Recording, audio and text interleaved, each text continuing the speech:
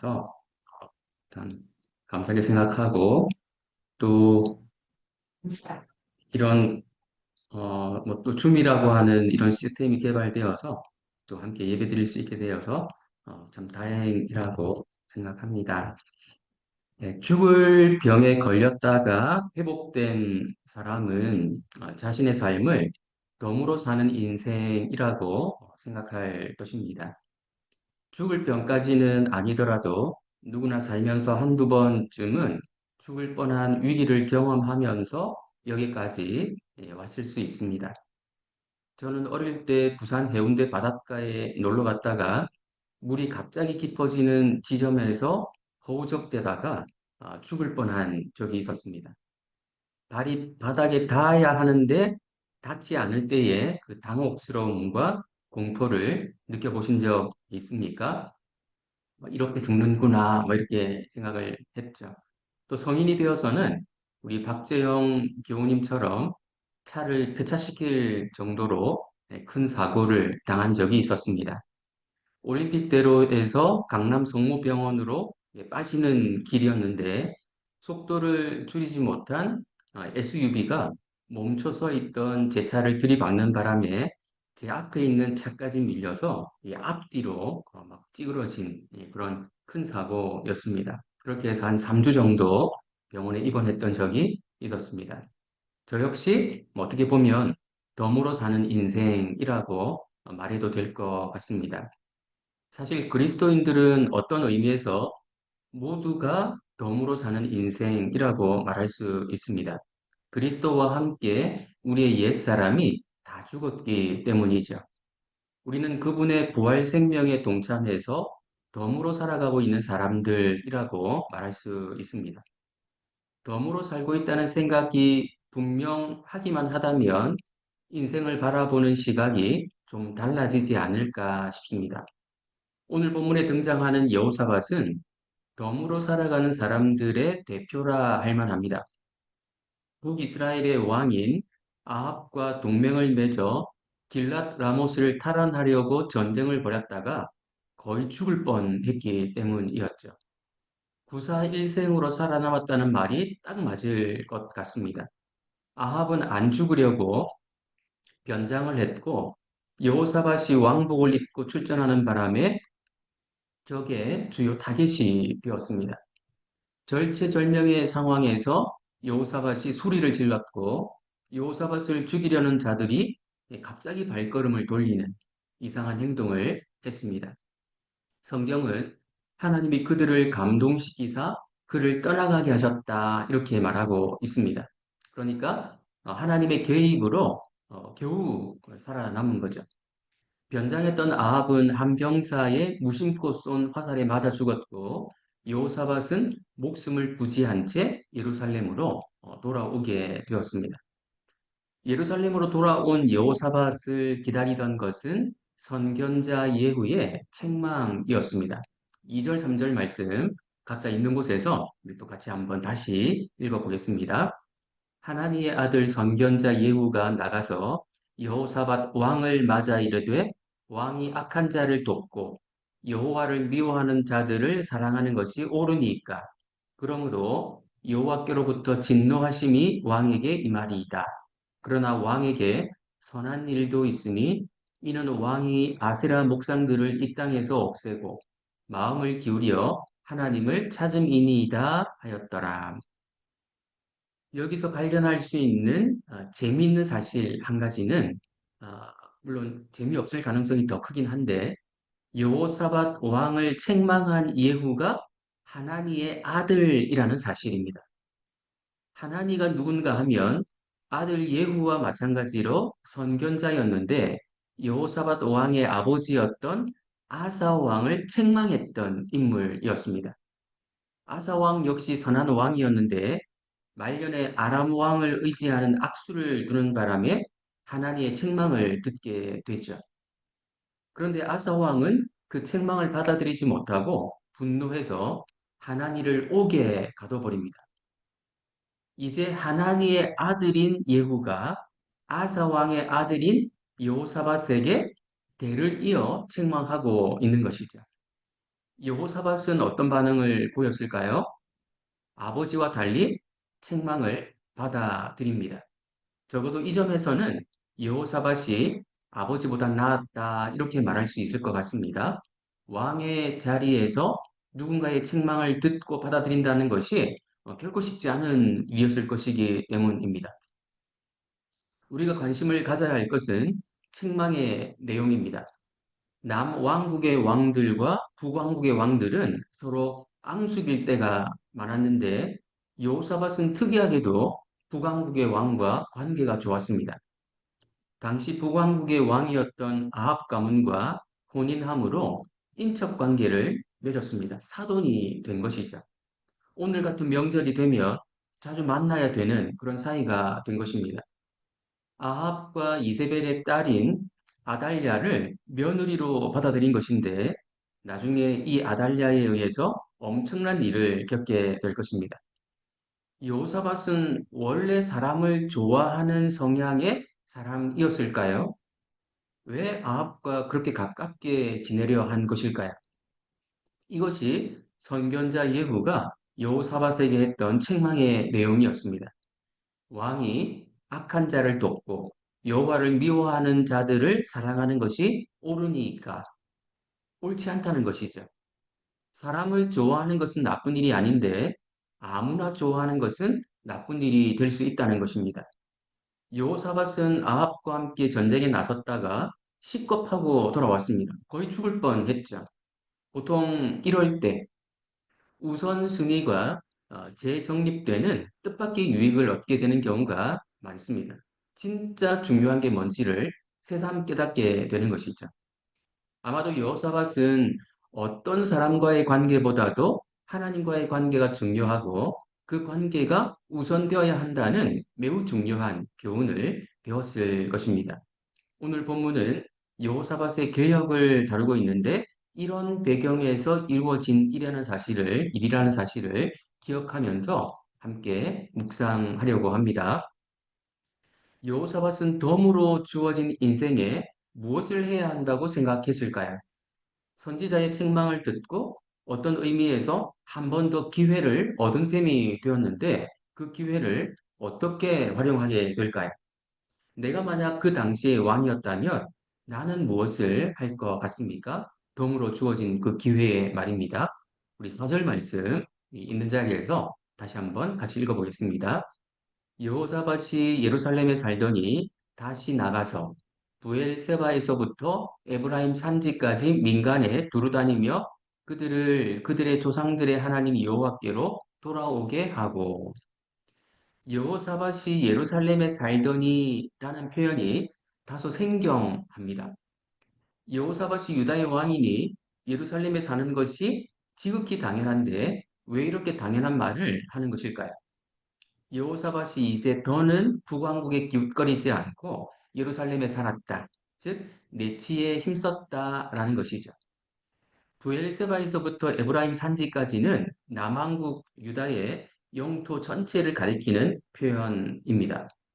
부엘세바에서부터 에브라임 산지까지 민간에 두루 다녔다라는 말은 우리 시대 말로 하면 민생에 전념했다 이렇게 이해를 하면 될 것 같습니다. 전국 곳곳을 돌아다니면서 백성들의 삶을 살폈다는 것입니다. 지금까지 유다에 이런 왕은 없었습니다. 훌륭한 왕들은 몇몇 존재했지만 전국을 돌아다니면서 민생 행보를 펼친 왕은 없었죠. 자신이 덤으로 살고 있다는 하나님의 은혜로 살고 있다는 생각이 분명했기 때문에 이런 행보를 할 수 있지 않았나 싶습니다. 여호사밧이 전국을 돌아다니며 했던 일은 백성들을 여호와께로 돌아오게 하는 일이었습니다. 백성들 모두가 하나님을 바르게 섬기는 하나님 중심의 나라가 되게 하려 했던 것이죠. 이 일이 가장 중요하다. 그렇게 생각했기 때문일 것입니다. 여호사밧은 아합과 연합해서 길르앗 라못 전쟁을 치르는 과정에서 뼈저리게 경험한 사실이 있었습니다. 하나님 중심적인 신앙에서 벗어나는 것이 얼마나 위험한가 하는 것이었습니다. 여호사밧은 아합과 연합해 길랏 라못을 치려는 과정에서 하나님의 뜻을 물어보자고 제안했죠. 그리고 경험했던 것이 무엇이었습니까? 일관된 의견을 제시하는 절대 다수의 선지자들과 이상한 사람으로 평가받고 있던, 그래서 결국에는 감옥에 갇혀버린 한 명의 선지자. 그런데 이 한 명이 참 선지자였다는 사실이 아합의 죽음으로 증명이 되었습니다. 다시 말해, 절대 다수의 선지자들이 이상했던 것이었죠. 아합 왕의 비위를 맞춰주려 했던 것입니다. 이런 일련의 과정에서 하나님 중심적인 나라, 하나님이 제대로 높임 받으시는 나라, 하나님의 공의가 시행되는 나라로 나아가지 않으면 큰일 나겠다라고 여호사밧은 생각했을 것입니다. 하나님 중심적인 신앙의 중요성은요, 그렇지 않은 곳을 가볼 때 분명히 알 수 있습니다. 제가 전에 섬기던 교회에는 과거에 이단에 속해 있다가 오신 분들이 있었습니다. 그분들 얘기가 그곳에서의 신앙생활은 뭔가 이상했는데 그곳에 있을 때는 뭐가 이상한 줄 몰랐다는 것입니다. 그곳을 나오고 나서야 비로소 알게 되었다. 이런 고백을 하시더라고요. 한 인간을 비정상적으로 높이는데 그런 분위기에 취해 있을 때는 이 뭐가 이상한 줄 모르고 그냥 그렇게 따라 하는 것이었죠. 이단까지는 아니다 하더라도 인간 냄새가 진동하는 그런 교회들이 있습니다. 기득권을 가진 몇 사람에 의해 운영되는 교회. 네 편, 내 편 나누어져서 지속적으로 싸우는 교회들은 교회라는 간판을 달고 있어서 교회라고, 무슨 교회라고 불릴지 모르나 진정한 교회라 볼 수 없습니다. 약 2년 전에 담임 목사님이 쫓겨나다시피 한 어떤 교회에 설교하러 간 적이 있었습니다. 저는 모르고 갔는데 나중에 알고 보니 제가 청빙 후보 중에 한 명이었더라고요. 그런데 이쪽 편에서 후보를 모셔오면 저쪽 편에서 무조건 반대하고 저쪽 편에서 후보를 모셔오면 이쪽 편에서 무조건 반대했습니다. 설교할 때 분위기가 좀 이상하다 했는데 저에게 설교 기회를 주신 장로님 반대편에 있는 분들이 굳은 마음으로 설교를 듣고 계셨으니 분위기가 얼마나 냉랭했겠습니까? 하나님 중심적이지 않고 복음이, 말씀이 이끌어가지 않는 교회는 교회라고 말하기 곤란할 것입니다. 그런데 이렇게 당연한 질서가 한번 무너지면 회복되기가 얼마나 어려운지 모릅니다. 여호사밧은 북왕국을 경험하고 돌아와서 하나님 중심적인 신앙, 하나님이 통치하시는 나라를 세우는 일이 무엇보다 중요하다는 사실을 깨달았을 것입니다. 그래서 취한 조치가 사법개혁이었죠. 5절 말씀 제가 한번 읽어보겠습니다. 또 유다 온 나라의 견고한 성읍에 재판관을 세우되 성읍마다 있게 하고 쉽게 말하면 지방 곳곳에 법원을 세웠다는 것입니다. 그러니까 지방 법원을 세운 것이죠. 여호사밧은 통치 초기에도 개혁을 단행했던 왕이었습니다. 그때의 개혁을 한마디로 말하면 교육개혁이었죠. 방백들과 레위인들을 전국에 파견해서 백성들에게 율법을 가르치게 했습니다. 이번에는 사법개혁을 단행해서 하나님의 공의가 백성들의 피부로 느껴지는 나라를 만들고자 한 것입니다. 재판이 공정하게, 공의롭게 이루어지는 것만큼 하나님을 또는 하나님의 공의를 실질적으로 경험할 수 있게 해주는 것이 또 없을 것입니다. 요즘 우리 사회에도 사법개혁이라는 말이 종종 사용되고 있고 주요 이슈 가운데 하나일 것입니다. 사법부가 정치적으로 편향되어 있어서 공정한 판단을 기대하기 어렵기 때문에 사법부를 개혁해야 한다는 입장이 있고 또 다른 한편으로 이런 개혁 시도가 삼권 분립에 대한 심각한 도전이라는 입장이 있어서 서로 팽팽하게 맞서고 있는 형국입니다. 요사밭이 시행하려는 사법개혁의 핵심이 무엇일까요?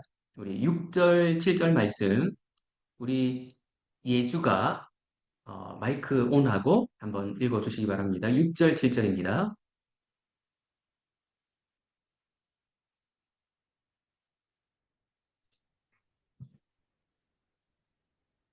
재판관들에게 이르되 너희가 재판하는 것이 사람을 위하여 할 것인지 여호와를 위하여 할 것인지를 잘 살피라.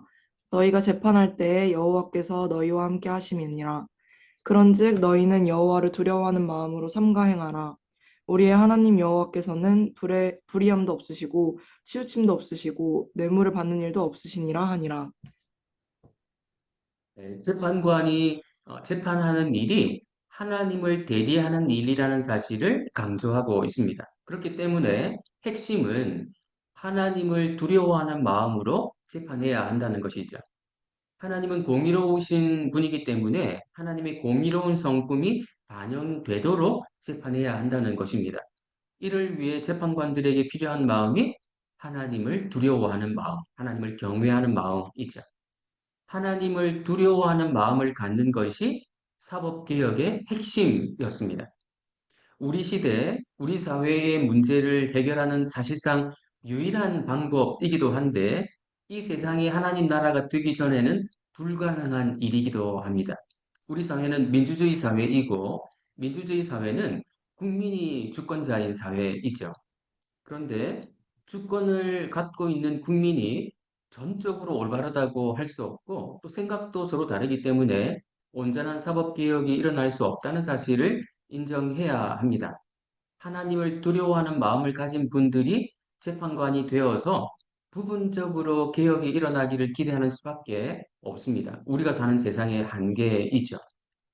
요사밭은 재판관들도 인간인지라 잘못된 판단을 할 수 있다는 사실을 염두에 둔 것 같습니다. 그래서 제도를 개혁하는데 우리 시대로 말하면 상급심을 두는 방식으로 제도를 개혁합니다. 우리 8절 말씀을요, 우리 성빈 형제가 한번 읽어 주시겠습니다. 8절입니다. 여호사밧이 또 예루살렘에서 레위 사람들과 제사장들과 이스라엘 족장들 중에서 사람을 세워 여호와께 속한 일과 예루살렘 주민의 모든 송사를 재판하게 하고 쉽게 말하면 예루살렘에도 법원을 세워서 중앙법원이 되게 했다는 것입니다. 지방법원에서 제대로 처리하지 못하는 일이 발생하면 중앙법원에서 판결하게 하는 것이죠. 물론 이것은 여호사밧이 처음으로 고안한 것은 아니고 이미 모세 시대에 이런 상급심 제도가 만들어져 있었습니다. 70인의 장로들이 백성들의 재판을 분담했는데 거기서 해결되지 못한 문제를 모세에게 가져오도록 하는 방식으로 이런 상급심이 이미 시행이 됐었죠. 이스라엘 초기에는 성읍의 장로들이 재판관이 되는 경우가 많았는데 시간이 가면서 보다 전문적인 재판관들이 세워진 것으로 보입니다. 11절을 보면요. 여호와께 속한 모든 일에는 대제사장 아마랴가 너희를 다스리고 왕에게 속한 모든 일은 유다 지파의 어른 이스마엘의 아들 스바디아가 다스리고 레위 사람들은 너희 앞에 관리가 되리라. 너희는 힘써 행하라. 여호와께서 선한 자와 함께 하실지로다 하니라. 사회가 복잡해지면 세분화해야 하고 그 일에 적합한 사람을 세우는 방식으로 조치를 취해야 하는데 여호사밧이 그렇게 한 것입니다. 여호사밧은 삼급심을 통한 제도 개혁의 목표가 무엇인지를 분명히 밝히는데요. 9절, 10절 말씀, 9절, 10절 말씀을 우리 누가 한번 읽어볼까요? 우리 황수연 교우님 한번 읽어주시겠습니까? 마이크 온 하시고 네, 9절 10절입니다. 그들에게 명령하여 이르되 너희는 진실과 성심을 다하여 여호와를 경외하라. 어떤 성읍에 사는 너희 형제가 혹 피를 흘림으로 혹 율법이나 계명이나 율례나 규례로 말미암아 너희에게 와서 송사하거든 어떤 송사든지 그들에게 경고하여 여호와께 죄를 범하지 않게 하여 너희와 너희 형제에게 진노하심이 임하지 말게 하라. 너희가 이렇게 행하면 죄가 없으리라. 아멘. 네, 상급심 재판관들이 유념해야 할 사실은 지방법원의 재판관들의 경우와 뭐 동일합니다. 진실과 성심을 다하여 여호와를 경외하는 것이죠. 그러니까 하나님을 경외하는 마음, 하나님을 두려워하는 마음으로 재판하라는 것입니다. 그리고 목표는 백성들이 여호와께 죄를 범하지 않게 하는 것입니다. 그러니까 징벌이 목표가 아닙니다. 사람들을 감옥에 가두는 것이 목표가 아닙니다. 백성들이 하나님을 두려워하게 하는 것, 그래서 죄를 범하지 않게 하는 것이 목표입니다.